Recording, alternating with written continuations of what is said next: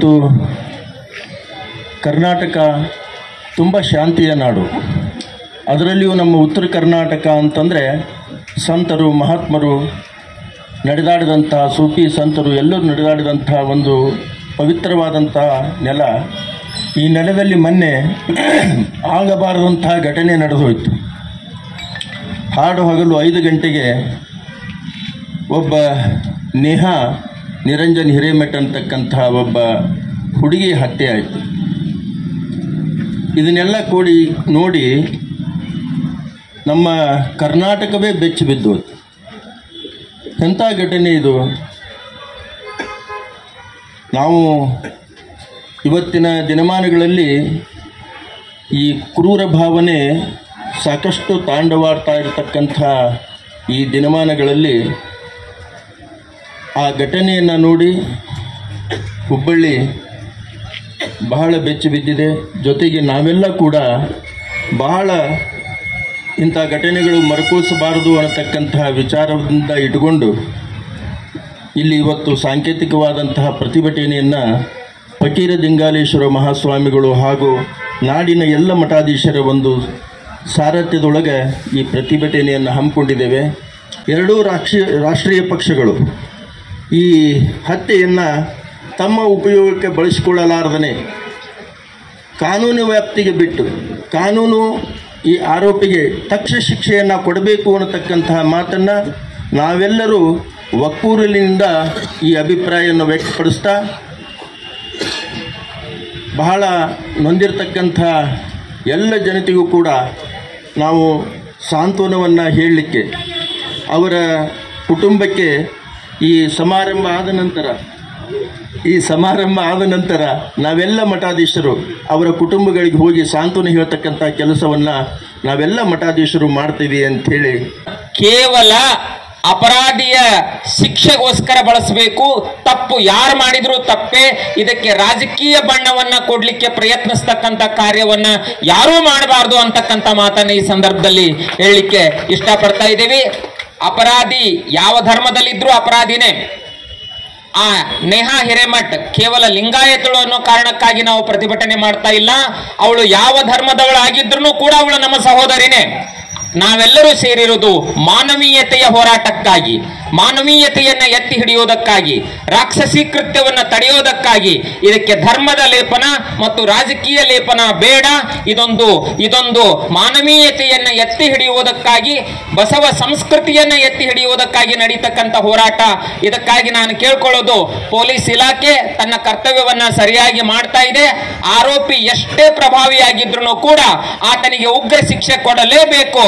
ಅಲ್ಲಿಯವರೆಗೂ ನಮ್ಮ ಹೋರಾಟ ನಿಲ್ಲೋದಿಲ್ಲ. ಇದೊಂದು ರಾಜಕೀಯ ಹೋರಾಟ ಅಲ್ಲ, ಧರ್ಮದ ಹೋರಾಟ ಅಲ್ಲ, ಇದು ಮಾನವೀಯತೆಯ ಹೋರಾಟ ಅಂತಕ್ಕಂಥದ್ದನ್ನ ನಾವೆಲ್ಲರೂ ಕೂಡ ಇವತ್ತು ಹೇಳ್ತಾ rare contest that was going on, and today it has come to Hubli ಅಂತ ಸಿಟಿಯಲ್ಲಿ ಎಲ್ಲರೂ ಇನ್ಫ್ರಾಸ್ಟ್ರಕ್ಚರ್ ಡೆವಲಪ್ ಮಾಡ್ಬೇಕು, ಸ್ಮಾರ್ಟ್ ಸಿಟಿ ಮಾಡ್ಬೇಕಂತ ಎಲ್ಲ hell out of things they are bringing out. But what about the women's protection that is going on? Today I am Shrinidhi Hiremath, coming from a Hiremath family, having the fear of getting out. ನನಗೆ ಇನ್ನೂ ಭಯ ಆಗುತ್ತೆ ಹೊರಗೋದ್ರೆ. ಎಲ್ಲ ಯಾವ್ದೋ ಹುಡುಗ ನನಗೂ ಚಾಕು ಹಾಕಿದ್ರೆ ನಾಳೆ ನಿನ್ನೆನೋ ಆಗಿತ್ತು, ಇವತ್ತು ನೇಹಾ ಅನ್ನೋ ಅಕ್ಕಾಗಿದೆ, ನಾಳೆ ನನಗಾಗತ್ತೆ ಅಂತ ಏನ್ ಗ್ಯಾರಂಟಿ ಕೊಡ್ತೀರಾ? What about the women's protection that is going on? Women's protection, there is a political guarantee that is giving on. Rights ಕೊಟ್ಟಿದ್ದಾರೆ, ಕ್ಯಾಬಿನೆಟ್ ಮಿನಿಸ್ಟರ್ಸ್ ಇಲ್ಲ, ವುಮೆನ್ಸ್ ನೀಟಾಗಿ ಅಲವೆನ್ಸ್ ಇಲ್ಲ, ರೈಟ್ಸ್ ಇಲ್ಲ. But what is going on to the women's here? Hiremath family ಅಂತ ಒಂದು ಹುಡುಗಿ, she is from the Jangam, and the Muslim family boy is never having the guts. He is having the guts to come into the campus and kill her. What is the security that is going to give in the BVB? I am a student from that campus itself. I fear to go to the school, college there. What about the college reputation? ಇವತ್ತು ಅವಳಿಗಾಗಿದೆ, ನಾಳೆ ಇನ್ನೊಬ್ಳಿಗಾಗತ್ತೆ. ಯಾರು ಕೇಳ್ತಾರೆ ನಮ್ಮ problems ನ? There should be a guaranteed protection, and the victim has to be arrested. This is not the religious barrier that is going on. It is about the women's protection that needs to be guaranteed.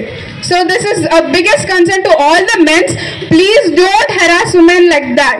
Today they have to give the protection. This is the respect that you are going to deserve. They are fighting for their lives, and you have to respect them neatly.